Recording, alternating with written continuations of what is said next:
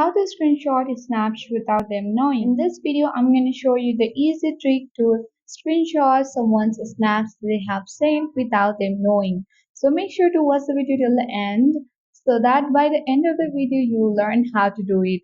So without any further ado, let's dive into the video.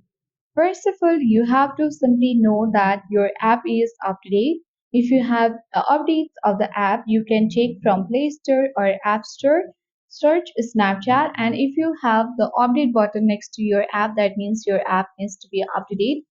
Tap on update button and update your app.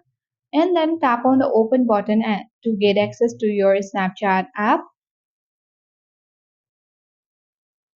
And then you have to select the chat icon at the bottom left corner to access the chat section of Snapchat. As you can see, lots of people have sent snaps on Snapchat. So before opening someone's snap to take a screenshot, you have to first of all turn off Wi-Fi or mobile data and then turn on the airplane mode. Once you have done that, then you have to open someone's snaps. So let's open it.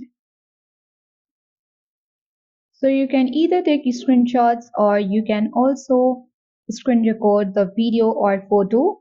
And once you have done that, you need to exit from that page and then simply wait for a moment. And after you have done that, you can either uninstall the app if you are on iPhone and reinstall it, or else if you are on Android, you need to simply clear the cache.